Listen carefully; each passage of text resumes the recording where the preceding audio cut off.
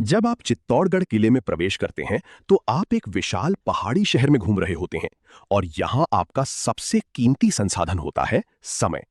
ये परिसर इतना विशाल है कि यदि आप एक ही दिन में हर महल, मंदिर और बुर्ज देखने की कोशिश करेंगे तो पूरा देखने से बहुत पहले ही शारीरिक रूप से थक जाएंगे। यहीं से बात आती है गौमुख कुंड की। ये किले के सबसे अधिक रेटिंग वाले स्थानों में से एक है, जो पश्चिमी छोर पर स्थित है। किले का ये नक्शा साफ दिखाता है कि इसका आपके शेड्यूल पर क्या प्रभाव पड़ता है। गौमुख कुंड मुख्य प्रवेश द्वारों और प्रमुख आकर्षणों के समूह से काफी दूर स्थित है। वहां तक पहुंचना, सीढ़ियां उतरना और पूरे स्थान को देखना एक पहले से ही व्यस्त यात्रा कार्यक्रम में औसतन 45 मिनट का समय लेता है। एक ही जलाशय पर लगभग 1 घंटा बिताने का मतलब है कि आपको अपनी सूची से किसी दूसरे बड़े महल या मंदिर को हटाना पड़ेगा। आपको तय करना होगा कि ये अतिरिक्त यात्रा उस कीमत के लायक है या नहीं। तो आखिर आप अपना समय किस चीज पर खर्च कर रहे हैं? गौमुख कुंड 50 फुट गहरा जलाशय है, जिसे एक प्राकृतिक बारहमासी झरना लगातार भरता रहता है। इसका नाम उस तरीके से पड़ा है जिससे पानी इसमें प्रवेश करता है। पानी एक चट्टानी संरचना से होकर बहता है, जिसे गाय के मुख के आकार में तराशा गया है। लेकिन ये स्थान एक साथ 3 अलग अलग भूमिकाएं निभाता है। ये एक सक्रिय धार्मिक स्थल है, प्राचीन घेराबंदी व्यवस्था का हिस्सा है और स्थानीय प्राकृतिक विश्राम स्थल भी है। क्योंकि ये तीनों भूमिकाएं निभाता है, इसलिए यहाँ आपका अनुभव इस बात पर निर्भर करेगा कि आप किस प्रकार के पर्यटक हैं। ये तय करना कि 45 मिनट की ये यात्रा करनी चाहिए या नहीं, पूरी तरह आपकी यात्रा शैली और वहां मौजूद वास्तविक परिस्थितियों तथा कठिनाइयों पर निर्भर करता है। अब पहले यात्री वर्ग को देखते हैं, आध्यात्मिक तीर्थयात्री। यदि आप धार्मिक महत्व और शांत ध्यानमय वातावरण की तलाश में हैं, तो ये स्थान आपके लिए है।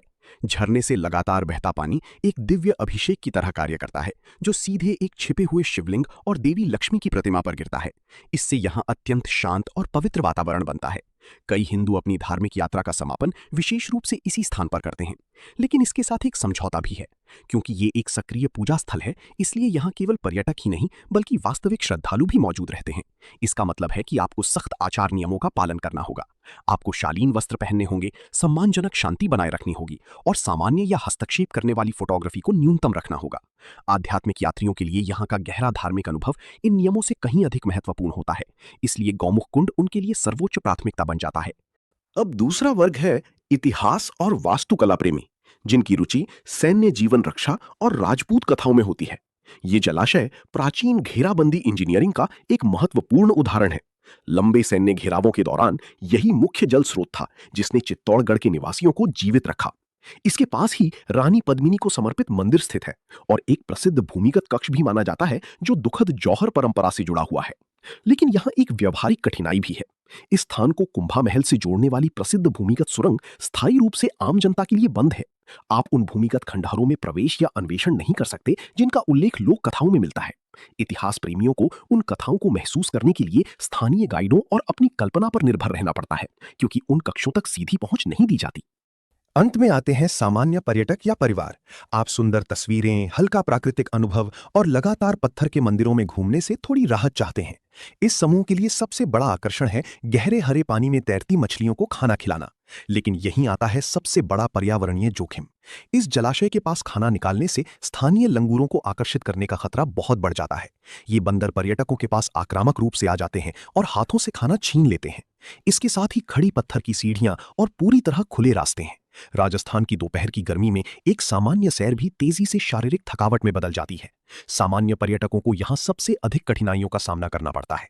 मछलियों को खाना खिलाने का आनंद अक्सर आक्रामक वन्यजीवों और कठोर मौसम के कारण बाधित हो जाता है। ये पूरा निर्णय प्रवाह अंततः आपकी यात्रा योजना तय करता है। यदि आपके पास पर्याप्त समय है और आपको घेराबंदी इंजीनियरिंग या हिंदू तीर्थ स्थलों में गहरी रुचि है, तो ये स्थान अवश्य देखने योग्य है।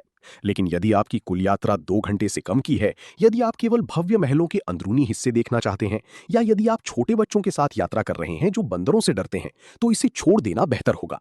गौमुख कुंड को छोड़ना पूरी तरह एक समझदारी भरा निर्णय हो सकता है। इससे आप किले के मुख्य आकर्षण देखने से पहले थकने से बच जाएंगे। यदि आप जाने का निर्णय लेते हैं, तो अपनी यात्रा अक्टूबर से फरवरी के बीच ही रखें, ताकि खुली पत्थर की सीढ़ियों पर अत्यधिक गर्मी से बचा जा सके। सभी स्नैक्स, खाने पीने की चीजें और ढीले बैग पूरी तरह छिपा कर रखें, ताकि बंदरों का खतरा कम हो सके। पैदल चलने की दक्षता बढ़ाने के लिए अपनी यात्रा को पास स्थित विजय स्तंभ के साथ जोड़ें। इससे आप एक ही प्रयास में 2 प्रमुख स्थलों को देख पाएंगे। सही अपेक्षाओं, उचित समय और सतर्कता के साथ गौमुख कुंड पर बिताए गए 45 मिनट आपको उन धार्मिक परंपराओं और जीवित रहने की इंजीनियरिंग का प्रत्यक्ष अनुभव देते हैं जिन्होंने इस शहर को सदियों तक टिकाए रखा।